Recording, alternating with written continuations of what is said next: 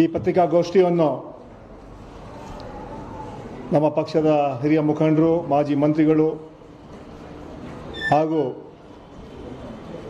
ಪ್ರಚಾರ ಸಮಿತಿ ಅಧ್ಯಕ್ಷರಾದ ಎಂ.ಬಿ. ಪಾಟೀಲ್ ಅವರು ಉದ್ದೇಶಿಸಲಾಗಿದ್ದಾರೆ. ಈ ಪತ್ರಿಕಾಗೋಷ್ಠಿಯಲ್ಲಿ ನಮ್ಮ ಕಮ್ಯುನಿಕೇಷನ್ ಚೇರ್ಮನ್ ಆದ ಪ್ರಿಯಾಂಕ್ ಖರ್ಗೆ ಇದ್ದಾರೆ, ಸ್ಪೋಕ್ಸ್ಮನ್ ರಮೇಶ್ ಬಾಬು ಅವರಿದ್ದಾರೆ. ಅವ್ರಿಗೂ ಸ್ವಾಗತವನ್ನು ಬಯಸ್ತಾ, ವಿಶೇಷವಾಗಿ ಈ ಪತ್ರಿಕಾಗೋಷ್ಠಿಯಲ್ಲಿ ನಮ್ಮ campaign committee chairman MB. Patil ಅವರು 18ನೇ ತಾರೀಕಿಂದ 19ನೇ ತಾರೀಕಿಂದ ಮುಂದಿನ ತಿಂಗಳು 8ನೇ ತಾರೀಕುವರೆಗೂ ರಾಜ್ಯಾದ್ಯಂತ ಪ್ರವಾಸ ಮಾಡಲಿದ್ದಾರೆ. ಹಲವಾರು ಜಿಲ್ಲೆಗಳಿಗೆ ಹೋಗಿ ಪಕ್ಷ ಸಂಘಟನೆ ಹಾಗೂ ಮುಂದೆ ಬರುವಂತಹ ಚುನಾವಣೆಗಳಿಗೆ ಯಾವ ರೀತಿಯಲ್ಲಿ ಕಾರ್ಯ ಮಾಡಬೇಕು, ಸಂಘಟನೆಯ ವಿಚಾರವಾಗಿ ಹಾಗೂ ಜಿಲ್ಲೆಗಳಲ್ಲಿ ಕ್ಯಾಂಪೇನ್ ಕಮಿಟಿಯ ಸಮಿತಿಗಳು ಕೂಡ ರಚನೆ ಮಾಡೋ ಹಿನ್ನೆಲೆಯಲ್ಲಿ ಈ ಪ್ರವಾಸವನ್ನು ಹಮ್ಮಿಕೊಂಡಿದ್ದಾರೆ. ಅವರ ಒಟ್ಟಾರೆ ಪ್ರವಾಸ ಮೂಲಕ ಪಕ್ಷ ಸಂಘಟನೆಗೆ ಹೆಚ್ಚು ಒತ್ತು ಸಿಗುತ್ತೆ. ಅದೇ ರೀತಿ ಭ್ರಷ್ಟ ಸರ್ಕಾರದ ಬಗ್ಗೆ ಹಾಗೂ ಹಲವಾರು ವಿಚಾರಗಳ ಬಗ್ಗೆ campaign committee chairman MB. Patil ಅವರು ಜಿಲ್ಲಾವಾರು ಪ್ರವಾಸ ಕೂಡ ಮಾಡ್ತಾರೆ. ಅವರ ಪ್ರವಾಸದ ಬಗ್ಗೆ ಹಾಗೂ ಹಲವಾರು ವಿಚಾರಗಳನ್ನು ಈಗ ಸನ್ಮಾನ್ಯ ಎಂ.ಬಿ. ಪಾಟೀಲ್ ಅವರು ಹಂಚಿಕೊಳ್ಳಿದ್ದಾರೆ. ಈ ಕಡೆ ಈ ಕಡೆ ಈ ಕಡೆ ಈ ಕಡೆ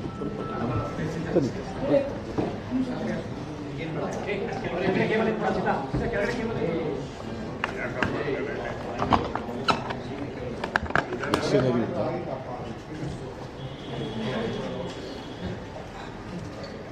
ಕರ್ನಾಟಕ ಪ್ರದೇಶ ಕಾಂಗ್ರೆಸ್ ಸಮಿತಿಯ ಕಾರ್ಯಾಧ್ಯಕ್ಷರು ಮತ್ತು ಕೆಪಿಸಿಸಿಯ ಆಡಳಿತ ವಿಭಾಗದ ಉಸ್ತುವಾರಿಗಳಾದಂಥ ವಿಧಾನ ಪರಿಷತ್ತಿನ ಸದಸ್ಯರು, ಆತ್ಮೀಯ ಮಿತ್ರರಾದಂಥ ಶ್ರೀ ಸಲೀಂ ಅಹಮದ್ ಜಿ ಅವರೇ, ನಮ್ಮ ಮಾಧ್ಯಮ ವಿಭಾಗದ ಅಧ್ಯಕ್ಷರು ಚೇನ್ವನ್ರಾದಂಥ ಜನಪ್ರಿಯ ಶಾಸಕರಾದಂಥ ಸೋದರಂಥ ಶ್ರೀ ಪ್ರಿಯಾಂಕ್ ಖರ್ಗೆ ಜಿ ಅವರೇ, ಕೆಪಿಸಿಸಿಯ ವಕ್ತಾರರಾದಂಥ ಆತ್ಮೀಯರಾದಂಥ ಶ್ರೀ ರಮೇಶ್ ಬಾಬು ಅವರೇ, ಮಾಧ್ಯಮದ ಎಲ್ಲ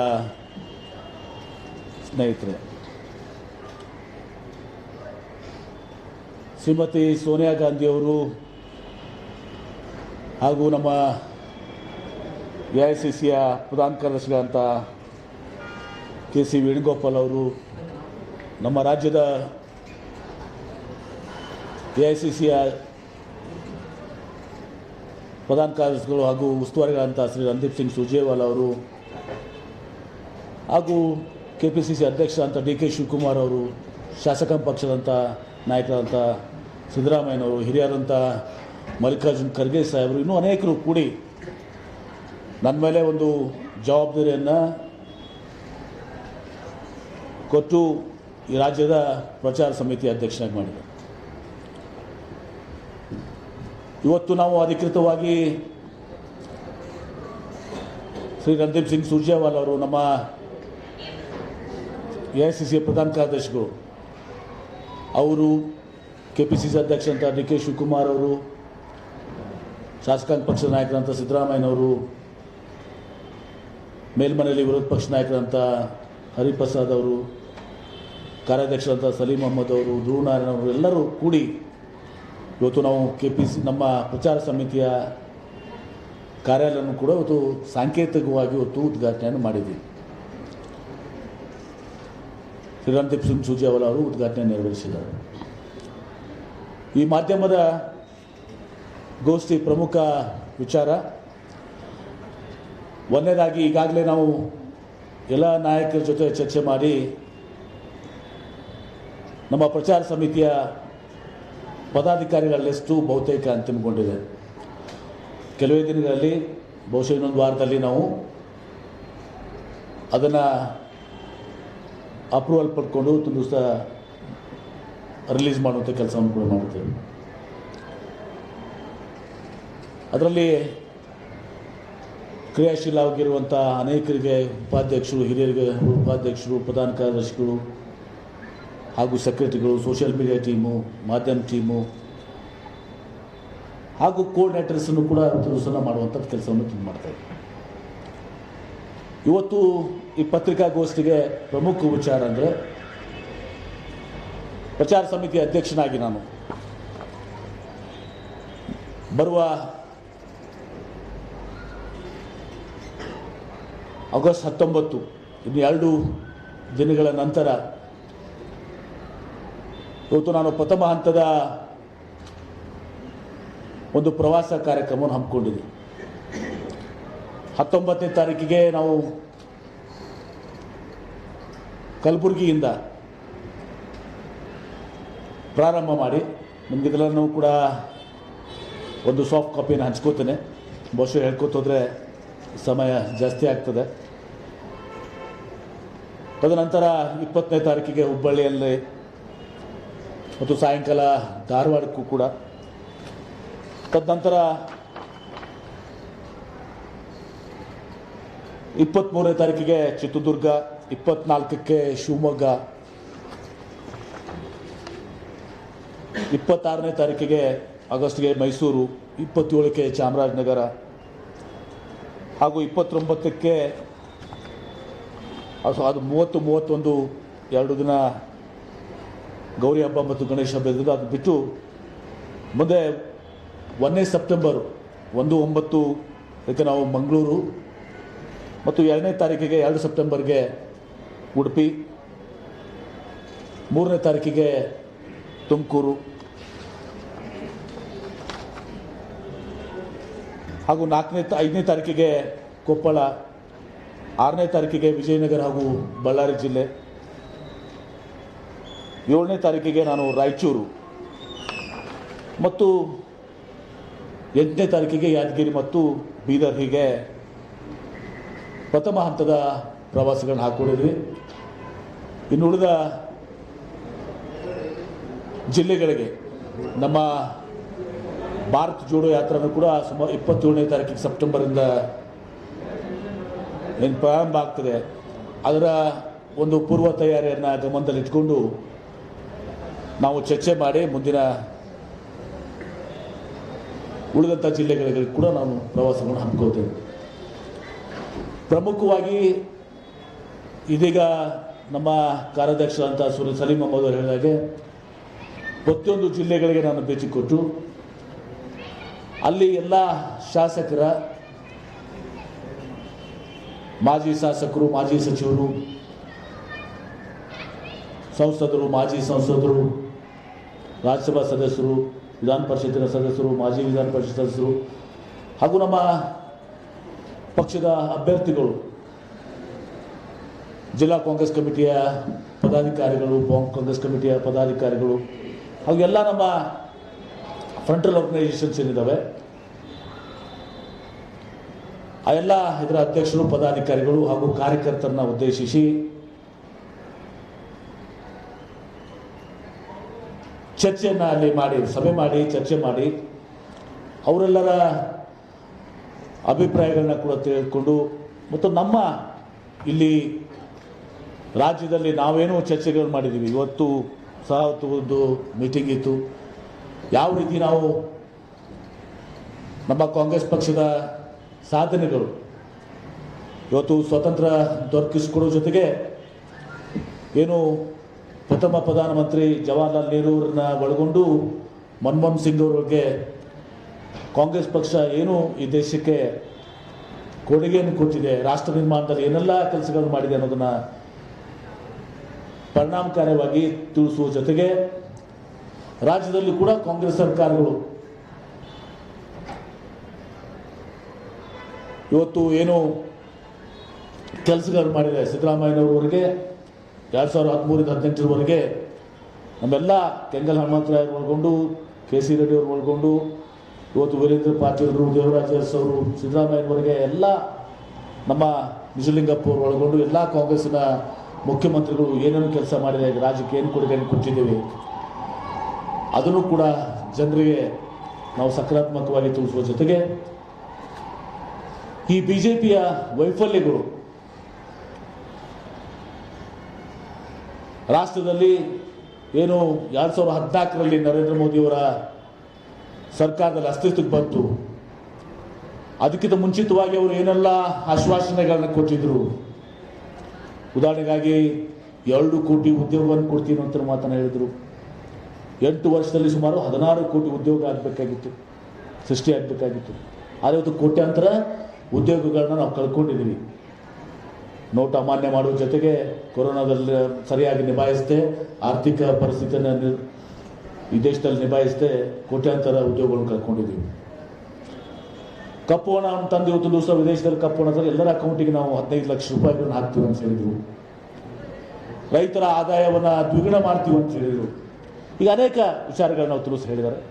ಯಾವುದೂ ಬೇಡಿಕೆಗಳು ತಿಳಿಸ ಈಡೇರಿಲ್ಲ, ಸಂಪೂರ್ಣವಾಗಿ ವಿಫಲರಾಗಿದ್ದಾರೆ. ಅಚ್ಚೇ ದಿನ ಇವತ್ತು ಸಹ ಬಂದಿಲ್ಲ. ಇವತ್ತು ಬೆಲೆ ಏರಿಕೆ, petrol, diesel, gas cylinder, cooking oil, steel, cement, ಇದು ಒಂದು ಭಾಗ. ಎರಡನೇದು ಮೊನ್ನೆಯಿಂದ ತಾವು ನೋಡಿದ್ದೀರಿ GST, ಗೋಧಿ, ಅಕ್ಕಿ, ಮೊಸರು. ಸಾಮಾನ್ಯ ಜನ ಕೇಳ್ತಾರೆ, ಬಡ ಜನ. ನಾನು ಓದ್ತಿದ್ದೆ ಒಂದು ಮಾಧ್ಯಮದಲ್ಲಿ, ಅನ್ನ ಮೊಸರು ತಿನ್ನಕಾರ ಬಿಟ್ಬಿಡಿಯಪ್ಪ ನಮ್ಮನ್ನ ಅಂತೇಳಿ. ಅನ್ನ ಮೊಸರು ಮೇಲೂ ಕೂಡ ಇವತ್ತು GST. ಆಮೇಲೆ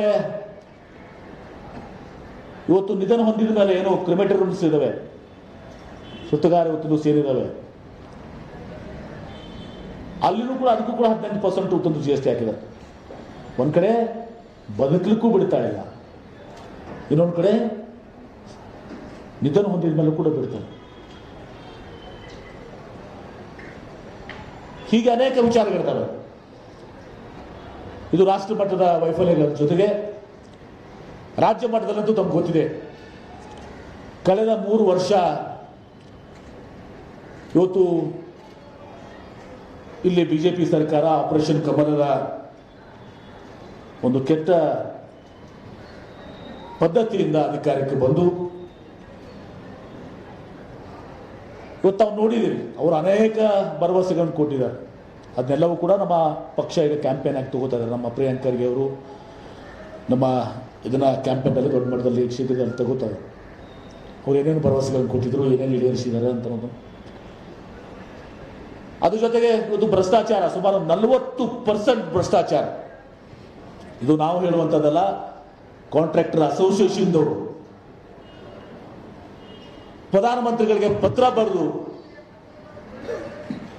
40% ಸರ್ಕಾರ, ಬಹುತೇಕ ಸಚಿವರುಗಳು, ಬಹುತೇಕ ಇಲಾಖೆಗಳು 40% ಕಮಿಷನ್ ಪಡ್ಕೊಳ್ತಾ ಇದ್ರು ಅಂತ ಹೇಳಿ. ಇದು ಯಾವಾಗ 2021ರಲ್ಲಿ 1 ವರ್ಷ ಮೇಲ್ಪಟ್ಟಾಯಿತು. ಪ್ರಧಾನಮಂತ್ರಿಗಳ ಮೇಲೇನೂ ಕೂಡ ಕ್ರಮ ಕೈಗೊಂಡಿಲ್ಲ. ಯಾಕೆ ಅವ್ರ ಮೇಲೆ ಆ ಭ್ರಷ್ಟ ಸಚಿವರಿದ್ದಾರೆ, ಭ್ರಷ್ಟ ಇಲಾಖೆಗಳಿದ್ದಾವೆ, ಅವ್ರ ಮೇಲೆ ಇನ್ಕಮ್ ಟ್ಯಾಕ್ಸ್ ರೇಡ್ ಯಾಕಾಗಿಲ್ಲ, ಅವ್ರ ಮೇಲೆ ಯಾಕೆ ಇಡಿ ಕೇಸಸ್ ಆಗಿಲ್ಲ, ಅವ್ರ ಮೇಲೆ ಯಾಕೆ CBI ಕೇಸಸ್ ಆಗಿಲ್ಲ? ಪ್ರಧಾನಮಂತ್ರಿಗಳು ಇದಕ್ಕೆ ತಮ್ಮ ಗಮನಕ್ಕೆ ಬಂದು ಯಾಕೆ ಸುಮ್ಮನೆ ಇದ್ದಾರೆ? ಮೌನಂ ಸಮ್ಮತಿ ಲಕ್ಷಣ ಮಾಡ್ತಾರೆ. ಮತ್ತು ಇವತ್ತು ಆಡಳಿತನೇ ಇಲ್ಲ. ಯಾವ ಸಚಿವರುಗಳು ಏನು ಮಾಡ್ತಾ ಇದ್ದಾರೆ ಅಂತಲೇ ಬಹುಶಃ ಮುಖ್ಯಮಂತ್ರಿಗಳಿಗೂ ಗೊತ್ತಿಲ್ಲ. ಯಾವುದೇ ಒಂದು ದಿಕ್ಕು ದಿಶೆ ಇರಲಾರ್ದಂಥ ಸರ್ಕಾರ. ಇದ್ರ ಮತ್ತೆ ನಾ ಹೇಳೋ ಜೊತೆಗೆ ಈಗ ಮಾಧುಸ್ವಾಮಿ ಅವರು ಹೇಳಿದ್ದಾರೆ, ಅವರೊಂದು ಆಡಿಯೋ ಇವತ್ತು ಲೀಕ್ ಆಗಿದ್ದಾರೆ. ಇಲ್ಲಿ ಸರ್ಕಾರ ಅನ್ನೋದೇ ಇಲ್ಲ, ಸುಮ್ಮನೆ ಕಾಲ ತಳ್ಕೊಂಡು ಹೋಗ್ತಾ ಇದ್ದೀವಿ ಅಂತೇಳಿ. ಅದು ಒಬ್ಬ ಕಾನೂನು ಸಚಿವರು, ಹಿರಿಯರು, law and parliamentary affairs minister. ಹೀಗಾಗಿ ಇಲ್ಲಿ ಲಾ ಅಂಡ್ ಆರ್ಡರ್ ಕರ್ನಾಟಕ ಇವತ್ತು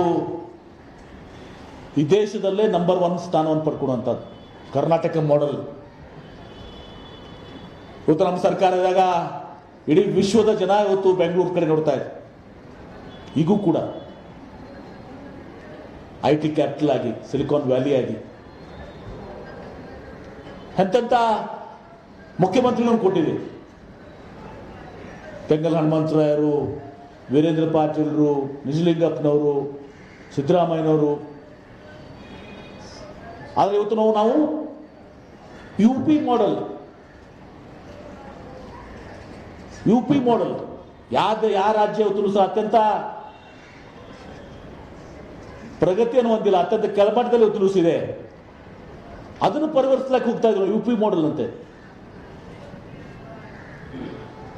ಮತ್ತು ನಮ್ಗೆ ಗೊತ್ತಿದೆ ಕರ್ನಾಟಕ ಇವತ್ತು ಯಾವಾಗಲೂ ಕೂಡ ಜನರ ಒಂದು it is the preferred destination of all people. ಎಲ್ಲರೂ ಕೂಡ ಆಯಿತು ಜನ ಬಂದು ಬೆಂಗಳೂರಲ್ಲಿ ನೆಲೆಸಬೇಕು, ಕರ್ನಾಟಕದಲ್ಲಿ ನೆಲೆಸಬೇಕು, ಧಾರವಾಡದಲ್ಲಿ ನೆಲೆಸಬೇಕು, ಮೈಸೂರಲ್ಲಿ ನೆಲೆಸಬೇಕು ಅಂತೇಳಿ ಬೇರೆ ಬೇರೆ ರಾಜ್ಯದ ಜನ ಮತ್ತು ಬೇರೆ ಬೇರೆ ರಾಜ್ಯದ ಜನ ಎಲ್ಲ ಕೂಡ ಇಲ್ಲಿ ಕೆಲಸ ಮಾಡಬೇಕು ಅಂತ ಬಂದಂಥವ್ರು. ನಮ್ಮವ್ರು ಯಾರು UPಗೆ ಹೋಗಿಲ್ಲ. UP ಜನ ಇಲ್ಲಿ ಬಂದು ಕರ್ನಾಟಕದಲ್ಲಿ ಕೆಲಸ ಮಾಡ್ತಾರೆ. ಏನು ತೋರಿಸ್ತದೆ ಇದು? ಇದು ಒಂದು ಸಮೃದ್ಧಿ ಕರ್ನಾಟಕ, ಶಾಂತಿಯುತವಾದಂಥ ಒಂದು ರಾಜ್ಯ. ಅದಕ್ಕೆ ರಾಷ್ಟ್ರಕವಿ ಕುವೆಂಪು ಅವರು ಹೇಳಿದ್ದು ಇದು ಸರ್ವ ಜನಾಂಗದ ಶಾಂತಿಯ ತೋಟ ಅಂತೇಳಿ. ಆ ಸರ್ವ ಜನಾಂಗದ ಶಾಂತಿಯ ತೋಟವನ್ನು ಕೆದಕಿ ಬಿಟ್ಟಿದ್ದಾರೆ ಇವತ್ತು. ಇಲ್ಲಿ ಬಂದು ತಮ್ಮ ಸ್ವಾರ್ಥಕ್ಕಾಗಿ, ಮತಗಳ ಒಂದು ವಿಭಜನೆಗಾಗಿ ಮೊದಲು ಅನೇಕ ವಿಚಾರಗಳಂತಂದ್ರು, ಹಿಜಾಬು, ಹಲಾಲು, ಹಾಗೆ ಹೀಗೆ ಅಂತ ವಿಚಾರ ತಂದ್ರು. ಸಾಲದಕ್ಕೆ ಚಕ್ರತೀರ್ಥ ಕಮಿಟಿ ಪಠ್ಯ ಪುಸ್ತಕ ಅವರು ಬಸವಣ್ಣವ್ರನ್ನ ಬಿಡಲಿಲ್ಲ, ಮಹಾತ್ಮ ಗಾಂಧೀಜಿಯವ್ರನ್ನ ಬಿಡಲಿಲ್ಲ, ನಾರಾಯಣ ಗುರು ಅವ್ರನ್ನ ಬಿಡಲಿಲ್ಲ, ಸುರ್ಪುರದ ನಾಯಕರನ್ನ ಬಿಡಲಿಲ್ಲ, ಶಂಕರಾಚಾರ್ಯರನ್ನ ಬಿಡಲಿಲ್ಲ, ಆದಿಚುಂಚನಗಿರಿ ಮಹಾಸ್ವಾಮೀಜಿಯವ್ರನ್ನ ಬಿಡಲಿಲ್ಲ, ರಾಷ್ಟ್ರಕವಿ ಕುವೆಂಪು ಅವ್ರನ್ನ ಬಿಡಲಿಲ್ಲ, ಸಿದ್ಧಗಂಗಾ ಸ್ವಾಮೀಜಿಯವ್ರನ್ನ ಬಿಡಲಿಲ್ಲ. ಎಲ್ಲರ ಇತಿಹಾಸವನ್ನು ತಿರುಚುವಂತ ಕೆಲಸ ಆ ಚಕ್ರತೀರ್ಥ ಮಾಡಿರುವಂಥದ್ದು. ಅದು ಅಜೆಂಡಾ ತೋರಿಸ್ತದೆ. ನೆಪ ಮಾತ್ರಕ್ಕೆ ಮೊದಲದು ಮುಸ್ಲಿಮರ ವಿರುದ್ಧ, ಇವತ್ತು ಸಹ ಅಲ್ಪಸಂಖ್ಯಾತರ ವಿರುದ್ಧ, ತದನಂತರ ಅವ್ರ ಅಜೆಂಡಾ ಇದೆಲ್ಲವನ್ನೂ ಕೂಡ ತೋರಿಸ್ತದೆ. ಇವತ್ತು ಸಹ ಎಲ್ಲ ಮಹನೀಯರ ಇತಿಹಾಸವನ್ನು ತಿರುಚಬೇಕು. ಈಗ ನೋಡ್ತಾ ಇದೆ ತಾವು ವೀರ್ ಸಾವರ್ಕರ ವಿಚಾರದಲ್ಲಿ ಯಾರು ತಪ್ಪೊಪ್ಪಿಗೆ ನಮಗೆ ಕೊಟ್ಟಿದ್ರು, ಮುಚ್ಚಳಿಕೆ ಕೊಟ್ಟಂಥವ್ರು, ಅವ್ರನ್ನ ರಾಷ್ಟ್ರ ನಾಯಕರು, ಸ್ವತಂತ್ರ ಹೋರಾಟಗಾರರು ಅಂತ ಹೇಳಿ ತುಂಬ ತೋರಿಸುವಂಥ ಕೆಲಸ. ಪಂಡಿತ್ ಜವಾಹರ್ಲಾಲ್ ನೆಹರು ಅವರು ಮತ್ತು ಆ ನೆಹರು ಕುಟುಂಬ ಆಯಿತು ದಿವಸ ಈ ದೇಶಕ್ಕಾಗಿ ಏನು ತ್ಯಾಗ ಮಾಡಿದೆ, ಸ್ವತಂತ್ರದಲ್ಲಿ ಹೋರಾಟ ಮಾಡಿಕೊಂಡು ತುಲಸ ನೆಹರು ಅವರು ಪ್ರಪ್ರಥಮ ಪ್ರಧಾನಮಂತ್ರಿಯಾಗಿ ಈ ಬಲಿಷ್ಠ ಭಾರತ ದೇಶವನ್ನ, ಸಮೃದ್ಧ ಭಾರತ ದೇಶವನ್ನ, ಸ್ವಾವಲಂಬಿ ಭಾರತವನ್ನು ಕಟ್ಟಲಿಕ್ಕೆ ಶ್ರಮಪಟ್ಟವ್ರ ಮೇಲೆ ಅವರ ಭಾವಚಿತ್ರ ಹಾಕುವಂತ ಕೆಳಮಟ್ಟಕ್ಕೆ ತುಲಸನ ಬಿಡ್ತಿದ್ದೀವಿ. ಈ ರೀತಿ ಅಧೋಗತಿಗೆ ನಮ್ಮ ರಾಜ್ಯ ಹೋಗಿದೆ. ಇನ್ನೂ ಅನೇಕ ವಿಚಾರಗಳಿದಾವೆ. ನಾನು ಉದಾಹರಣೆಗಾಗಿ ಕೆಲವೊಂದು ವಿಚಾರಗಳನ್ನ ತಿಳಿಸಿ ಹೇಳಿದ್ದೀನಿ. ಈ ಎಲ್ಲವನ್ನ ಮತ್ತು ಇನ್ನೂ ಅನೇಕ ವಿಚಾರಗಳನ್ನ ನಾವು ಪಕ್ಷದಲ್ಲಿ ಚರ್ಚೆ ಮಾಡಿದ್ದೀವಿ. ಈ ಎಲ್ಲ ವಿಚಾರಗಳನ್ನ ಜಿಲ್ಲೆಯಲ್ಲಿ ನಮ್ಮ ಮುಖಂಡರು, ಕಾರ್ಯಕರ್ತರಿಗೂ ಕೂಡ ತಿಳಿಸುವ ಜೊತೆಗೆ ಅವರಲ್ಲಿ ಇರುವಂಥ ಅನೇಕ ಸ್ಥಳೀಯ ಸಮಸ್ಯೆಗಳಿರ್ತವೆ. ಸ್ಥಳೀಯ ಉದಾಹರಣೆಗಾಗಿ ನಾವು ಗುಲ್ಬರ್ಗಕ್ಕೆ ಹೋದಾಗ ನಾವು ಆರ್ಟಿಕಲ್ 371J ಯಾರು ಆವಾಗ ಉಪ ಪ್ರಧಾನಮಂತ್ರಿ ಆಗಿದ್ರು, ಡೆಪ್ಯೂಟಿ ಪ್ರೈಮ್ ಮಿನಿಸ್ಟರ್ ಲಾಲ್ಕೃಷ್ಣ ಅದ್ವಾನಿಜಿ ಅವರು ಲಿಖಿತವಾಗಿ ಅವತ್ತೊಂದು ಸಹ ಫ್ಲೋರ್ ಆಫ್ ದ ಹೌಸ್ ಇರುವಂಥದ್ದು ಪಾರ್ಲಿಮೆಂಟ್ನಲ್ಲಿ ಸಾಧ್ಯ ಇಲ್ಲ ಅಂಥೇಳಿ ಅದನ್ನ ಸಾಧ್ಯ ಮಾಡಿ ತೋರಿಸಿದಂಥವ್ರು ನಮ್ಮ ನಾಯಕರಾದಂಥ ಹಿರಿಯರಾದಂಥ ಮಲ್ಲಿಕಾರ್ಜುನ್ ಖರ್ಗೆ ಸಾಹೇಬರು ಮತ್ತು ಧರ್ಮಸಿಂಗ್ ಸಾಹೇಬರು. ಅದರಿಂದ ಆ ಒಂದು ಭಾಗ 8 ಜಿಲ್ಲೆಗಳು ಸಹ ಅಭಿವೃದ್ಧಿ ಆಗ್ತದೆ. ಉದ್ಯೋಗ ಸಿಗ್ತಾ ಇದೆ. ಉದ್ಯೋಗ ಸಿಗಲಿಕ್ಕೆ ಎಷ್ಟು ಕಷ್ಟ ಇದೆ ನಿಮ್ಗೆ ಗೊತ್ತಿದೆ. ಅಭಿವೃದ್ಧಿ ಆಗ್ತದೆ, ಶಿಕ್ಷಣದ ಸೌಲಭ್ಯಗಳು ಸಿಗ್ತಾ ಇದ್ದಾವೆ. ಇಂಥ ಅನೇಕ ರೀಜನಲ್ ಇಶ್ಯೂಸು ಕೂಡ ಇದ್ದಾವೆ. Regional issues, district specific issues ಎಲ್ಲರೂ ಕೂಡ ಇದ್ದಾವೆ. ಅವೆಲ್ಲವನ್ನು ತಗೊಂಡು ಬಹಳ ಪರಿಣಾಮಕಾರಿಯಾಗಿ ಇವತ್ತು ಸಹ ನಾವು ನಮ್ಮ ಪ್ರಚಾರ ಇವತ್ತು ಸಹ ಜಿಲ್ಲೆಗಳಲ್ಲಿ ಸಕಾರಾತ್ಮಕವಾಗಿ ಮತ್ತು ಕಾಂಗ್ರೆಸ್ ಪಕ್ಷ ಕೇಂದ್ರದಲ್ಲಿ ರಾಜ್ಯದಲ್ಲಿ ಏನು ಮಾಡಿದೆ ಮತ್ತು ಬಿಜೆಪಿಯ ವೈಫಲ್ಯಗಳನ್ನ ಇವತ್ತು ದಿವಸ ನಾವು ಜನರ ಮುಂದೆ ತೋರಿಸುವ ಮೂಲಕ ಇವತ್ತು ರಾಜ್ಯದಲ್ಲಿ 2023ರಲ್ಲಿ ಮತ್ತೆ ನಮ್ಮ ಕಾಂಗ್ರೆಸ್ ಪಕ್ಷ ಅಧಿಕಾರಕ್ಕೆ ಬರಬೇಕು. ಅಧಿಕಾರ ಅನುಭವಿಸಲಿಕ್ಕೆ ಅಲ್ಲ, ಚಲಾಯಿಸಲಿಕ್ಕೆ ಅಲ್ಲ, ಅಧಿಕಾರವನ್ನು ಇವತ್ತು ದಿವಸ ಈ ರಾಜ್ಯ ಮತ್ತೆ ನಾವು ನಂಬರ್ 1 ರಾಜ್ಯ ಮಾಡಬೇಕು. ರಾಷ್ಟ್ರಕವಿ ಕುವೆಂಪು ಹೇಳಿದಾಗೆ ಮತ್ತೆ ಇದು ನಮ್ಮ ಸರ್ವ ಜನಾಂಗದ ಶಾಂತಿಯ ತೋಟವಾಗಿ ಇವತ್ತು ದಿವಸ ಮುಂದುವರಿಬೇಕು. ಮತ್ತು ಈಗೇನು ಆರ್ಥಿಕ ಪರಿಸ್ಥಿತಿಯನ್ನು ಹದಗೆಡಿಸಿಬಿಟ್ಟಿದ್ದಾರೆ. ಬಹುಶಃ ಆರ್ಥಿಕ ಪರಿಸ್ಥಿತಿಯನ್ನು ಮತ್ತೆ ಸುಧಾರಿಸಲಿಕ್ಕೆ ಬಹುಶಃ 2 ವರ್ಷ ತಗೋತದೆ. ಈ ಕಾನೂನು ಸುವ್ಯವಸ್ಥೆಯನ್ನು ಏನು ಹದಗೆಡಿಸಿದ್ದಾರೆ ಅದನ್ನು ಸರಿಪಡಿಸಬೇಕು. ಎಲ್ಲವನ್ನು ಇವತ್ತು ಆಡಳಿತ ಏನು ಕೆಟ್ಟೋಗಿದೆ, ಆಡಳಿತವನ್ನು ಇದು ಮಾಡಲಿಕ್ಕೆ ಮತ್ತೆ ಸಮಯ ತಗೋತದೆ. ಅದೆಲ್ಲವೂ ಮಾಡಲಿಕ್ಕೆ ಮತ್ತೆ ಈ ರಾಜ್ಯದಲ್ಲಿ ಕಾಂಗ್ರೆಸ್ ಪಕ್ಷ ಅಧಿಕಾರಕ್ಕೆ ಬರಬೇಕು. ಅದಕ್ಕೆ ಇದು ಒಂದು ಸಾಮೂಹಿಕವಾದಂಥ ಪ್ರಯತ್ನ. ಇವತ್ತು ಕೆಪಿಸಿಸಿ ಪ್ರಚಾರ ಸಮಿತಿಯಾಗಿ ನಾನು ಅಧ್ಯಕ್ಷನಾಗಿ ಒಂದು ಮಾತನ್ನು ಹೇಳ್ತೇನೆ.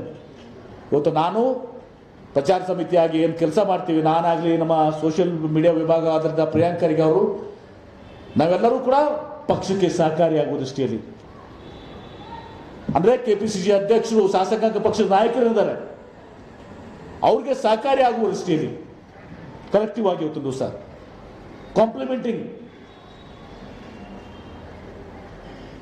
KPCC president, complimenting our CLP leader and all senior leaders. ನಮ್ಮ ಪ್ರಚಾರ ಸಮಿತಿ ಕೆಲಸ ಮಾಡ್ತದೆ.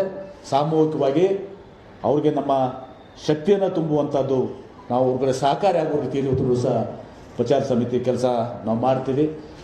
ಪದಾಧಿಕಾರಿಗಳು ಲಿಸ್ಟ್ ಆದಮೇಲೆ ಇನ್ನಷ್ಟು ಪರಿಣಾಮಕಾರಿಯಾಗಿ ಇವತ್ತು ದಿವಸ ಎಲ್ಲರಿಗೂ ಅವ್ರಿಗೆ ಜವಾಬ್ದಾರಿ ಹಂಚಿಕೆ ಮಾಡಿ ಇವತ್ತು ಒಟ್ಟಾರೆ ಒಂದು ಒಳ್ಳೆಯ ಪ್ರಚಾರ ಸಮಿತಿಯ ಕೆಲಸ ಮಾಡಲಿಕ್ಕೆ ನಾವು ಆಗಬೇಕು ಅಂತ ಒಂದು ಆಶೆಯನ್ನು ಇಟ್ಕೊಂಡಿದ್ದೆ. ಆ ಕೆಲಸವನ್ನು ಸಮರ್ಥವಾಗಿ ನಿಭಾಯಿಸ್ತೀನಿ ಅಂತ ಒಂದು ವಿಶ್ವಾಸ ನನಗಿದೆ. ಮಾಧ್ಯಮದ ನಿಮ್ಮ ಸಹಕಾರ ಕೂಡ ಭಾಳ ದೊಡ್ಡದಾಗಬೇಕಾಗ್ತದೆ. ಕೇವಲ ಬೆಂಗಳೂರಿನ ಅಷ್ಟೇ ಅಲ್ಲ, ಜಿಲ್ಲೆಗಳ ಹೋದಾಗೂ ಕೂಡ ತಮ್ಮ ಸಹಕಾರ ಬೇಕಾದ್ರೆ ತಮ್ಮ ಸಹಕಾರವನ್ನು ಕೋರಿ ಇವತ್ತು ನಾನು ಇದನ್ನು ತಮ್ಮ ಕಾಪಿ ಏನಿದೆ ಇದನ್ನು ಕಾಪಿಯನ್ನು ನಿಮ್ಗೆ ಶೇರ್ ಮಾಡ್ತೀನಿ. ಮತ್ತು 2ನೇ ಹಂತದ ಪ್ರವಾಸ ಬಂದಾಗ ಮತ್ತೆ ಅದನ್ನು ಕೂಡ ಕೊಡ್ತೇನೆ. ಮತ್ತು ಆಗಾಗ ಯಾವಾಗ ನಮಗೆ ಏನೇನು ವಿಚಾರಗಳನ್ನ ನಾವು ಪಡ್ಕೊಂಡಿದ್ದೀವಿ ಅವ್ರ ಫೀಡ್ಬ್ಯಾಕನ್ನು ಕೂಡ ತಮ್ಮ ಮೂಲಕ ಈ ರಾಜ್ಯದ ಜನತೆಗೆ ಇರುವಂಥ ಕೆಲಸವನ್ನು ಪ್ರಾಮಾಣಿಕವಾಗಿ ಮಾಡ್ತೀವಿ ಅನ್ನೋ ಮಾತನ್ನು ಈ ಸಂದರ್ಭದಲ್ಲಿ ಹೇಳಕ್ಕೆ ಬಯಸ್ತೇನೆ. ಈಗ ಪ್ರಚಾರ ಸಮಿತಿ ಅಧ್ಯಕ್ಷನಾಗಿ ಇವತ್ತು ದಿವಸ ನಾನು ಒಬ್ಬನೇ ಈಗ ಟ್ರಾವೆಲ್ ಮಾಡ್ತಾ ಇದ್ದೀನಿ. ಅನೇಕರಲ್ಲಿ ಇವತ್ತೊಂದು ಪ್ರಿಯಾಂಕ್ ಖರ್ಗೆ ಅವರು ಗುಲ್ಬರ್ಗದಲ್ಲಿ, ಮತ್ತು ಇನ್ನಿತರು ಅಲ್ಲಿ ನಾಳೆ ಈಶ್ವರ್ ಖಂಡ್ರೆ ಅವರು, ಹೀಗೆಲ್ಲರೂ ಲೀಡರ್ಸು ಕೂಡ ಯಾರು ಜಾಯ್ನ್ ಆಗ್ತಾರೆ, ಎಲ್ಲರೂ ಕೂಡ ಶೇರ್ ಮಾಡ್ಕೊಂಡಿದ್ದೀವಿ ಇವತ್ತು ದಿವಸ. ಅವರೆಲ್ಲರೂ ಕೂಡ ಯಾರು ಇದಕ್ಕೆ ಜಾಯ್ನ್ ಆಗ್ತಾರೆ. ಸಲೀಂ ಅಹಮದ್ ಅವರು ಕೂಡ ಹುಬ್ಳಿಯಲ್ಲಿ ಜಾಯ್ನ್ ಮಾಡ್ತಾರೆ. ಈಗೆಲ್ಲರೂ ಕೂಡ ನಾವು ಇದು ಮಾಡ್ಕೊಂಡಿದ್ದೀವಿ. ಎಲ್ಲ ಅಂಶಗಳು ಎಲೆಕ್ಷನ್ ಕ್ಯಾಂಪೇನ್ ಗೋಸ್ಕರ ಇತ್ತು. ಹೌದು, ಪ್ರಚಾರ ಸಮಿತಿಯ ಕೆಲಸನೇ ಅದೇ ಅಲ್ಲ. ಎಲೆಕ್ಷನ್ ಕ್ಯಾಂಪೇನ್ ಗೋಸ್ಕರ ಟೀಮ್ ಪೂರ್ತಿ ಕ್ಯಾಂಪೇನ್ ಗೋಸ್ಕರ ಇತ್ತು. ಅದಕ್ಕೆ ಕೇಳಿದೆ, ಇನ್ನೂ ಮ್ಯಾನಿಫೆಸ್ಟೋ ಆಗಬೇಕು. ನಮ್ಮ ಮ್ಯಾನಿಫೆಸ್ಟೋ ಕಮಿಟಿ ನಮ್ಮ ಪರಮೇಶ್ವರ್ ಅವರು ಅಧ್ಯಕ್ಷರಿದ್ದಾರೆ. ಮ್ಯಾನಿಫೆಸ್ಟೋವನ್ನು ಈಗಿರುವಂಥದ್ದು ಎಲ್ಲ ಕೂಡ ತಮ್ಗೆ ಗೊತ್ತಿದೆ, ಇದೆಲ್ಲವೂ ಕೂಡ ಇದು ಮಾಡುವಂಥದ್ದು. ಮ್ಯಾನಿಫೆಸ್ಟೋದಲ್ಲಿ ಕೂಡ ನಮ್ಮ ಏನು ಡಿಕ್ಲರೇಷನ್ ಇದೆ, ಉದಯಪುರ ಡಿಕ್ಲರೇಷನು ಮತ್ತು ಬೆಂಗಳೂರು ಡಿಕ್ಲರೇಷನು, ನಾವೇನು ಶಿಬಿರ ಮಾಡಿದ್ದೀವಿ, ಅವೆಲ್ಲವನ್ನು ಕೂತ್ಕೊಂಡು ಮ್ಯಾನಿಫೆಸ್ಟೋ ಕಮಿಟಿ ಆಗ್ತದೆ. ಆ ಮ್ಯಾನಿಫೆಸ್ಟೋ ಕಮಿಟಿಯನ್ನು ಕೂಡ ಮುಂದುವರಿಸ್ಕೊಂಡು ಈಗ ನಮ್ಮ ಭಾರತ್ ಜೋಡೋ ನಂತರ ಮತ್ತೆ ನಾವು ಎಲ್ಲರೂ ಕೂಡಿ ಇವತ್ತು ಸಹ ಯಾವ್ಯಾವ ರೀತಿಯ ಪಕ್ಷ ಆದೇಶ ಮಾಡ್ತದೆ, ಚರ್ಚೆ ಕೂಡ ಆಗಿದೆ. ಯಾವ ರೀತಿ ನಾವು ಎಲ್ಲರೂ ಕೂಡ 224 ಮತಕ್ಷೇತ್ರಗಳು ಕೂಡ ಹೋಗಬೇಕು, ಅದನ್ನು ಆ ಕೆಲಸವನ್ನು ಕೂಡ ನಾವು ಮಾಡ್ತೇವೆ. ಈಗ ಯಾವುದು ಈಗ ಮೊದಲೇ ಹಂತದ ಪ್ರವಾಸ ನಮ್ಮ ಚೇರ್ಮನ್ ಮಾಡ್ತಾರೆ. ಎಲ್ಲ ಜಿಲ್ಲೆಗಳಿಗೆ ಹೋಗಿ ಒಂದು ರಾಜ್ಯ ಸಮಿತಿ ಕೂಡ ಅವರು ಅನೌನ್ಸ್ ಮಾಡ್ತಾರೆ. ಮತ್ತು ಜಿಲ್ಲೆಗಳಲ್ಲಿ ಯಾರನ್ನ ಮಾಡಬೇಕಂತ ಎಲ್ಲ ಶಾಸಕರು, ಮಾಜಿ ಶಾಸಕರು ಮುಖಂಡರು ಚರ್ಚೆ ಮಾಡಿ ಆ ಡಿಸ್ಟಿಕ್ ಲೆವೆಲಲ್ಲಿ ಕಮಿಟಿ ಮಾಡೋಂಥ ಹಿನ್ನೆಲೆಯಲ್ಲಿ ಇವತ್ತು ಪ್ರಚಾರ ಹೊರಟಿದ್ದಾರೆ. ಎರಡನೇದಾಗಿ ನಂತರ ನಾವು ಎಲ್ಲ ಸರಿ ಈಗಾಗಲೇ ಕಾರ್ಯಕ್ರಮ ಹಮ್ಮಿಕೊಂಡಿದ್ದೀವಿ. ಚರ್ಚೆ ಕೂಡ ಬೆಳಗ್ಗೆ ಆಗಿದೆ. ಮುಂದಿನ ರೀತಿಯಲ್ಲಿ ಯಾವ ರೀತಿ ಮಾಡಬೇಕು, ಯಾಕಂದರೆ ನಿಮಗೆಲ್ಲ ಗೊತ್ತಿದೆ, ಭಾರತ್ ಜೋಡೋ ಕಾರ್ಯಕ್ರಮ ಈಗಾಗಲೇ 7ನೇ ತಾರೀಕಿಂದ ನಾವು ಅಲ್ಲಿಂದ ಕನ್ಯಾಕುಮಾರಿಯಿಂದ ಕಾಶ್ಮೀರವರೆಗೂ 3,000 ಕಿಲೋಮೀಟರ್ ರಾಹುಲ್ ಗಾಂಧಿ ಪಾದಯಾತ್ರೆ ಮಾಡ್ತಾ ಇದ್ದಾರೆ. ಮೊದಲನೇ ಹಂತದ ಬಹುಶಃ 27, 28 ಅಥವಾ 29 ತಾರೀಕು ಕರ್ನಾಟಕ ಬರುತ್ತೆ. ಅಲ್ಲಿಂದ 21, 22 ದಿನ ಕರ್ನಾಟಕದಲ್ಲಿ ಪಾದಯಾತ್ರೆ ಮಾಡ್ತಾರೆ. ಆಮೇಲೆ ರಾಹುಲ್ ಗಾಂಧಿಯವರು ಅದು ಕೊನೆಗೆ ಗುಂಡ್ಲುಪೇಟೆಯಿಂದ ಕೊನೆಗೆ ರಾಯಚೂರುವರೆಗೂ ಕಾರ್ಯಕ್ರಮ ನಡೆಯುತ್ತೆ. ಆ ವಿಚಾರಗಳು ಕೂಡ ಈಗಾಗಲೇ ಏನು ಈ ಕಾರ್ಯಕ್ರಮ ಮಾಡ್ತಾರೆ, ಅಲ್ಲೂ ಕೂಡ ಪ್ರಚಾರ ಮಾಡ್ತಾರೆ. ಒಟ್ಟಾರೆ ಮೊದಲನೇ ಹಂತದ ಏನು ಕಾರ್ಯಕ್ರಮ MP ಹಾಕೊಂಡಿದ್ದಾರೆ ಅದ್ರ ಮೂಲಕ ಎಲ್ಲ ಜಿಲ್ಲೆಗಳಲ್ಲಿ ಕಮಿಟಿ ಮಾಡೋಕ್ಕೆ ಅದು ರೂಪ ಯಾವ ರೀತಿ ಮಾಡ್ಬೇಕಂತ ಚರ್ಚೆ ಮಾಡ್ತಾರೆ. ಮತ್ತೇನು ಹೇಳಿದ್ರಿ? ಏನು ಹೇಳಿ? ಭಾರತ್ ಜೋಡೋ ಅಲ್ಲಿ ಈಗಾಗಲೇ ಚರ್ಚೆ ಆಗಿದೆ. ಬಹುಶಃ ಇದು ಇನ್ನೂ ತೀರ್ಮಾನ ಆಗಿಲ್ಲ. ಬಹುಶಃ ಬಳ್ಳಾರಿಯಲ್ಲಿ ಒಂದು ಬಹಿರಂಗ ಸಭೆ ಮಾಡುವಂತಹ ಚಿಂತನೆ ಚರ್ಚೆಗಳು ನಡೆದಿದೆ. Please. Sir, Salim Ahmed, M B. Patil, D K. Shivakumar, Siddaramaiah, Randeep Singh Surjewala, ಅನೇಕ ಕಾಂಗ್ರೆಸ್ನ ಎಲ್ಲ ನಾಯಕರು ಒಂದೊಂದು ಯೂನಿವರ್ಸಿಟಿ ರಾಜಕೀಯವಾಗಿ ಯೂನಿವರ್ಸಿಟಿಗೆ ಸ್ವಿಮ್ ತುಳುಗಳಂತ LKG ಪಾಠ ಮಾಡಲ್ಲ ಮೇಷ್ಟ್ರು ನಿಮಗೆ ಇವತ್ತು ಕೂತ್ಕೊಂಡು ಪಾಠ ಮಾಡ್ತಾರೆ ಅಂತ ಹೇಳಿದ್ರೆ ಇದು ನೀವು ಹೋಗ್ತೀರಾ? ಸುನೀಲ್ ಕುಮಾರ್ ನೋಡಿ, ಪ್ರಿಯಾಂಕ್ ಒಂದು ನಿಮಿಷ. ಅಲ್ಲ ಯಾರು ಪಾಠ ಮಾಡಿದ್ದು ಸುನೀಲ್ ಕುಂದಗೋಳ ಸ್ಟ್ರಾಟಜಿಸ್ಟ್ ನಿಮಗೆ ಈಗ ಪಾಠ ಮಾಡ್ತೀರಾ? ನೋಡಿ, ಇದೆಲ್ಲ ನೀವು ಕ್ರಿಯೇಟ್ ಮಾಡಿದಂತಹ ಒಂದು ಒಂದು ನಿಮಿಷ ಲೆಟ್ ಮಿ ವೆರಿ ಕ್ಲಿಯರ್. ನೀವು ಕೇಳಿದ್ರೆ ನೀವು ಈಗಾಗಲೇ ಎಲ್ಲ ಮಂತ್ರಿಗಳಾಗಿ ಯಾರು ಪಾಠ ಮಾಡಿಲ್ಲ. ಸುನೀಲ್ ಅವರು ಒಂದು ಇದು ಸ್ಟ್ರಾಟಜಿಸ್ಟ್, ರಾಜಕೀಯವಾಗಿ ಚರ್ಚೆ ಮಾಡುವಂಥ ಮಾಹಿತಿ ಕೊಡುವಂತಹ ಒಂದು ಕಮಿಟಿ. ಅದರಿಂದ ಅವರು ಅವರ ಸಲಹೆ ಸೂಚನೆ ಕೊಡ್ತಾರೆ. ಒಟ್ಟಾರೆ ನಾವೆಲ್ಲ ಸೇರಿ ತೀರ್ಮಾನಗಳನ್ನು ಮಾಡ್ತೀವಿ. ಯಾರಿಗೂ ಪಾಠ ಮಾಡೋದಿಲ್ಲ. ನೋಡಿ, ಒಂದು ನಿಮ್ಗೆ ನಾನು ಮರು ಪ್ರಶ್ನೆ ಕೇಳ್ತೀನಿ, ನಿಮಗೊಂದು ಪ್ರಶ್ನೆ ಕೇಳ್ತೀನಿ. ಸುನೀಲ್ ಕುಂದಗೋಳ ಅವರು ನಮಗೆ ಫೀಡ್ಬ್ಯಾಕ್ ಕೊಡ್ತಾರೆ, ಡಾಟಾ ಮತ್ತು ಇನ್ನಿತರ ವಿಚಾರಗಳು ಕೊಡ್ತಾರೆ, ಸರ್ವೇಸು ಇನ್ನಿತರ ಕೊಡ್ತಾರೆ, ನಮ್ಗೆ ಗೈಡ್ ಮಾಡ್ತಾರೆ. ಸುನೀಲ್ ಕುಂದಗೋಳ ಅವರು ಈ ಮುಂಚೆ 2018ರಲ್ಲಿ ಪ್ರಧಾನಮಂತ್ರಿ ನರೇಂದ್ರ ಮೋದಿ ಅವರಿಗೆ, BJP ಅವರಿಗೆ, ಅಮಿತ್ ಶಾ ಅವರು ಕೂಡ ಸಮಸ್ಯೆ ಇರಲಿಲ್ಲ ವರ್ಗ. ನೋಡಿ, ಇಲ್ಲಿ ನಮ್ಮಲ್ಲಿ ಸುನೀಲ್ ಕುಂದಗೋಳ ಅವರು ಪಟೇಲ್ ಅವರು ಸ್ಪಷ್ಟಪಡಿಸ್ತೀನಿ. ಸುನೀಲ್ ಕುಂದಗೋಳ ಅವರು ಇಲ್ಲಿ ಅಲ್ಲಿ ಏನು ಕಮರ್ಷಿಯಲ್ ಇತ್ತಲ್ಲ 2018ರಲ್ಲಿ, ಏನು ಇಲ್ಲಿ ಕಮರ್ಷಿಯಲ್ ಅಲ್ಲ. ಸುನೀಲ್ ಕುಂದಗೋಳ ಅವರು ನಮ್ಮ ಪಕ್ಷವನ್ನು ಸೇರಿದ್ದಾರೆ. He is doing as a party person. ಅವರು ಪಕ್ಷ ಸೇರಿದ್ದಾರೆ. ಈಗಾಗಲೇ ರಾಹುಲ್ ಗಾಂಧಿ ಅವ್ರ ನೇತೃತ್ವದಲ್ಲಿ ಅನೌನ್ಸ್ ಮಾಡಿದೀವಿ, ಮತ್ತೆ ಎಲ್ಲ ಕಡೆಗೂ ಕೂಡ ಅನೌನ್ಸ್ ಮಾಡಿದೀವಿ. ಈ join Congress party officially. Sir, ತಾವು ಪಾಠ ಮಾಡೋದಲ್ಲ, ಅಬ್ಸಲ್ಯೂಟ್ಲಿ ನಾನು ಹೇಳೋದು ಕೇಳಿ. ಒಂದು ನಿಮಿಷ ಫೀಡ್ಬ್ಯಾಕ್ ನೋಡಿ, ಚುನಾವಣೆ ಮಾಡುವ ರೀತಿ ಬದಲಾವಣೆ ಆಗಿದೆ. ಮುಂಚೆ ಥರ ನೀವು ಹೇಳಿದಂಗೆ ಯೂನಿವರ್ಸಿಟಿಗಳಿಗೂ ಪ್ರವೇಶ ಸಿಕ್ಕ ತಕ್ಷಣ ಪಾಸ್ ಆಗ್ತಾ ಇಲ್ಲ ಯಾರಿಗೂ. ಹೊಸ ತಂತ್ರಜ್ಞಾನ ಬಂದಿದೆ, ಡೇಟಾ ಕಲೆಕ್ಷನ್ ಇದೆ. ಈಗ ಜನರ ಹತ್ರ ಸಮೀಪ ಹೋಗೋದು ಇನ್ನೂ ಹೆಚ್ಚು ರೀತಿ ಅಂತ ಅವರ ಅನಿಸಿಕೆಗಳು ತಿಳ್ಕೊಳ್ಳಿಕ್ಕೆ ಬೇಕಾಗ್ತದೆ.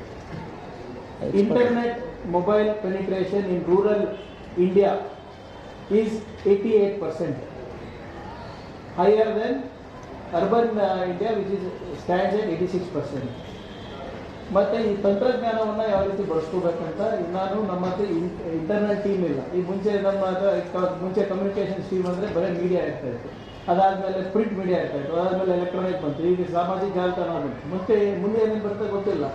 ಅದು ಹೊರತುಪಡಿಸಿ ಕರ್ನಾಟಕದಲ್ಲಿ ಕಳೆದ ಚುನಾವಣೆಯಲ್ಲಿ more than 4% have been influenced by media for their voting. Media ಇರ್ಬೋದು, ಸೋಷಿಯಲ್ ಮೀಡಿಯಾ ಇರ್ಬೋದು. ಸೊ ಈ ನ್ಯೂಟ್ರಲ್ ವೋಟರ್ಸ್ನೆಲ್ಲ ಕೂಡ ನಾವು ಡೇಟಾ ಕಲೆಕ್ಟ್ ಮಾಡಬೇಕಾಗುತ್ತೆ, ಬೂತ್ ಡೇಟಾ ಮ್ಯಾನೇಜ್ಮೆಂಟ್ ಮಾಡಬೇಕಾಗುತ್ತೆ, ಗೋಲ್ಡನ್ ವೋಟರ್ನ ಐಡೆಂಟಿಫಿಕೇಶನ್ ಮಾಡಬೇಕಾಗುತ್ತೆ. ಇದೆಲ್ಲನೂ ಕೂಡ ಪ್ರೊಫೆಷನಲಿಸಮ್ ಆಗಿ ಮಾಡಿದಾಗ ಮಾತ್ರ ನಮಗೆ ಸ್ವಲ್ಪ ಇರ್ತದೆ. ಯಾವುದೇ ಪೊಲಿಟಿಕಲ್ ಪಾರ್ಟಿನಲ್ಲೂ ಈ ಎಕ್ಸ್ಪರ್ಟೀಸ್ ಇಲ್ಲ. BJP ಅವರು ಆ ಬಿಲಿಯನ್ ಮೈಂಡ್ಸ್ ಅಂತ ಅವರು ಹೈರ್ ಮಾಡಿದ್ದಾರೆ. 12,000 ಸ್ಕ್ವೇರ್ ಫೀಟ್ನಲ್ಲಿ ಅಲ್ಲಿ ಕೊಟ್ಟಿದ್ದಾರೆ. ಎಲ್ಲರಿಗೂ we are just seeking professional help for things that we don't understand. ಈಗ ನೀವು ಹೇಳಿದಾಗೆ ಅವರು ಒಂದು ವಿಚಾರ ಹೇಳಿರ್ಬೋದು, ಅದಕ್ಕೆ ನೀವು ಹೇಳಿದಂಗೆ ಯೂನಿವರ್ಸಿಟಿಗಳಿರುವಂಥ ಮೇಸ್ಟ್ರುಗಳು ಅದು ತಿಂತಾರೆ. ಆದ್ರೆ ಈಗ ಕರಿಕ್ಯುಲಮ್ ಸೆಟ್ ಮಾಡೋದಂತೂ ನಾವೇ ಅಲ್ವಾ? ಕರಿಕ್ಯುಲಮ್ ಸೆಟ್ ಮಾಡೋದು ನಾವು. ಅಕಸ್ಮಾತ್ ಕರಿಕ್ಯುಲಮ್ ಹೊರಗೆ ಬಿಟ್ಟು ನಾವೇನಾದ್ರೂ ಈ ಪರಿಷ್ಕೃತ ಸಮಿತಿ ತರ ಏನಾದ್ರು ಇದ್ರೆ ಇದು ಕೊಡ್ತಾರೆ, ನಮಗೆ ಫೀಡ್ಬ್ಯಾಕ್ ಥ್ಯಾಂಕ್ ಯು. ಅದೇನೇ ಆಗಿಲ್ಲ, ಇನ್ನೂ ಬಹಳಷ್ಟು ವಿಚಾರಗಳಾಗಿದ್ದಾವೆ. ಈಗ ಇಂಟರ್ನಲ್ ಡಿಸ್ಕಷನು ಇಲ್ಲ, ಸಮೀಕ್ಷೆ ಅಲ್ಲಲ್ಲ, ಆಗಲ್ಲ, ಇಲ್ಲಲ್ಲ, ಇಂಟರ್ನಲ್ ಡಿಸ್ಕಷನ್ಸ್ ಬಹಳಷ್ಟು ವಿಚಾರಗಳನ್ನು ಬೇರೆ ಬೇರೆ ವಿಚಾರಗಳ ಮೇಲೆ ಆಗಿದ್ದಾವೆ, ಆಗ್ತವೆ, ಫೀಡ್ಬ್ಯಾಕ್ ತಗೋತವೆ, ಮುಚ್ಚು ಮರೆ ಇಲ್ಲ. ನಮ್ಮ ಪಕ್ಷದಲ್ಲಿ ಮುಚ್ಚು ಬರಲ್ಲ, ಬೇರೆ ಪಕ್ಷದಲ್ಲಿ ಮುಚ್ಚು ಬರಲ್ಲ. ನಾವು ಯು ಹೈಯರ್ ಎಕ್ಸ್ಪರ್ಟ್ಸ್, ಅದ್ರಾಗ ಏನಿದೆ. ಅದರಲ್ಲಿ ಈಸ್ ಜಾಯಿನ್ ದ ಪಾರ್ಟಿ. ಇದನ್ನ ಕಾಪಿ ಏನಿದೆ ದಯವಿಟ್ಟು ನಿಮಗೆ ನಾನು ಸಾಫ್ಟ್ವೇರ್ ಕಳಿಸಿದ್ದಾರೆ. ಪ್ರಚಾರ ಏಕ ವ್ಯಕ್ತಿ ಪ್ರಚಾರನ ಬಹು ವ್ಯಕ್ತಿ ಪ್ರಚಾರ ನೋಡಿ, ವಿ ಆರ್ ಆಲ್ ಕಲೆಕ್ಟ್ ಹೇಳಿದ್ರೆ ನಾನು ನಿಮ್ಗೆ ಅದಕ್ಕೆ ನೀವು ಕೇಳೋಕ್ಕಿಂತ ಮುಂಚೆ ನಾನು ಹೇಳ್ಬಿಟ್ಟಿದ್ದೀನಿ. ನಿಮಗೂ ಅರ್ಥ ಆಗಲ್ಲ ಅಂತೇಳಿ ನಾನು ಇಂಗ್ಲೀಷ್ನಾಗೂ ಹೇಳಿದ್ದೀನಿ. Complimenting PCC president, CLP leader and all other leaders. ಉಳಿದವ್ರೆಲ್ಲರಿಗೂ ಸಹಕಾರಿ ಆಗಬೇಕು ಅಂತೇಳಿ. ನಿಮಗೆ ವಿಶೇಷವಾಗಿ ಅರ್ಥ ಆಗಲ್ಲ ಅಂತ ಇಂಗ್ಲೀಷ್ನಾಗ ಹೇಳಿದ್ದೀನಿ, ಕಾಂಪ್ಲಿಮೆಂಟಿಂಗ್ ಟು ಆಲ್ ಅದರ್ಸ್ ಅಂತ. ಆಮೇಲೆ ನೀವು ಸರ್ವೆ ಬಗ್ಗೆ ಕೇಳಿದ್ರಿ ಅಲ್ಲ, ಒಂದು ನಿಮಿಷ ಸರ್ವೆ ಬಗ್ಗೆ ಕೇಳಿದ್ರಿ. ನಮ್ಮ ಮೊದಲೇ ಸರ್ವೆ ಇಲ್ಲ, ಒಂದು ನಿಮಿಷ ಸರ್ವೆ ಬಗ್ಗೆ ಕೇಳಿದವರು ನಮ್ಮ ನಿಮಗೆ ಮಾಹಿತಿ ಪ್ರಕಾರ, ನಮ್ಮ ಇಂಟರ್ ಸರ್ವೆ ಪ್ರಕಾರ ಈಗಾಗಲೇ ನಾವು 130 ಸೀಟು ನಾವು ಗೆದ್ದಿದ್ದೀವಿ. ಆದರೆ ರಾಹುಲ್ ಗಾಂಧಿಯವರು 150 ಮಾಡಬೇಕಂತ ಈಗಾಗಲೇ ಮಾರ್ಗದರ್ಶನ ಕೊಟ್ಟು ಹೋಗಿದ್ದಾರೆ. ಅದರಿಂದ ಮೊದಲೇ ಸರ್ವೆಯಲ್ಲಿ ನಾವು ವಿ ಹ್ಯಾವ್ ಕ್ರಾಸ್ 36. ಇದು ನಿಮ್ಮ ಮಾಹಿತಿಗೆ. ಥ್ಯಾಂಕ್ ಯು, ಧನ್ಯವಾದ. Thank you. ಅದಕ್ಕೆ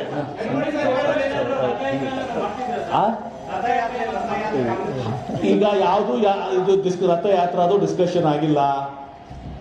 ಆದರೆ ಮುಂದೆ ಸಮಯ ಬರ್ತದೆ.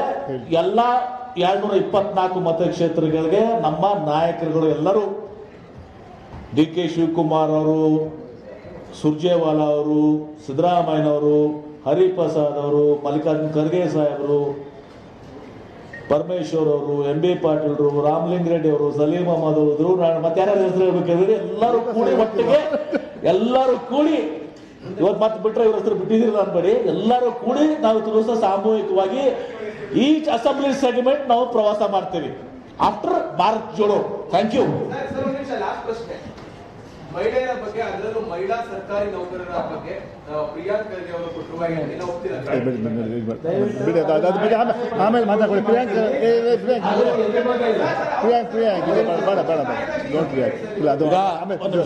ಈಗ ಒಂದೇ ಇಷ್ಟೇ ಹೇಳ್ಬಿಡ್ತೀನಿ. ಪ್ರಿಯಾಂಕ್ ಖರ್ಗೆ ಅವರು ಹೇಳಿದ್ದು ಒಂದು ಸ್ಪೆಸಿಫಿಕ್ ಇನ್ಸಿಡೆಂಟ್ ಮೇಲೆ ಒಂದು ಸಹ ಹೇಳಿದ್ದಾರೆ. ನೀವು ಅದನ್ನು ಜನರಲೈಸ್ ಮಾಡಿದ್ದೀರಿ. ಆ ಸ್ಪೆಸಿಫಿಕ್ ಇನ್ಸಿಡೆಂಟ್ ಏನಿದೆ ನನ್ನ ಕಡೆ ಅನ್ಸಕ್ ಹೋಗ್ಬೇಡಿ. ನಿಮ್ಗೆ ಗೊತ್ತಿದೆ ಸ್ಪೆಸಿಫಿಕ್ ಇನ್ಸಿಡೆಂಟ್. ಯಾವ ಸ್ಪೆಸಿಫಿಕ್ ಇನ್ಸಿಡೆಂಟ್ ಏನಾಗಿದೆ ಅಲ್ಲಿ, ಆ ಕೇಸ್ನಲ್ಲಿ ಉದ್ಯೋಗಕ್ಕಾಗಿ ಇದು ಮಾಡುವಂಥ ಸ್ಪೆಸಿಫಿಕ್ ಇನ್ಸಿಡೆಂಟ್ ನಾನು ಜನರಲೈಸ್ ಮಾಡ್ತಾ ಇಲ್ಲ, ಅವರು ಮಾಡಿಲ್ಲ. ಅದನ್ನ ನೀವು ಜನರಲೈಸ್ ಮಾಡ್ಕೊಂಡಿದ್ದೀರಿ ಅಷ್ಟೇ. ಅವ್ರು ಹೇಳಿದ್ದು ಸ್ಪೆಸಿಫಿಕ್ ಇನ್ಸಿಡೆಂಟ್ ಅಲ್ಲಿ ಹಿಂಗಾಗಿದೆ. ಸತ್ಯ ಇದೆ ಅದರಲ್ಲಿ, ಸುಳ್ಳಿದೆಯಾ? ಸ್ಪೆಸಿಫಿಕ್ ಇನ್ಸಿಡೆಂಟ್ ನನಗೆ ಸತ್ಯ ಇದೆ. ನನ್ನ ಕಡೆ ಕೇಳಿಸ್ತಿರೋದು ನಾನು. ಸಾರ್ವಜನಿಕವಾಗಿ ಚರ್ಚೆ ಆಗ್ತಿದ್ದಾರೆ ಸರ್. Thank you. ಆಯ್ತು, ಉತ್ತರ ಕೊಟ್ಟಿದ್ದೀನಲ್ಲ, ಸಾಕು. Thank you.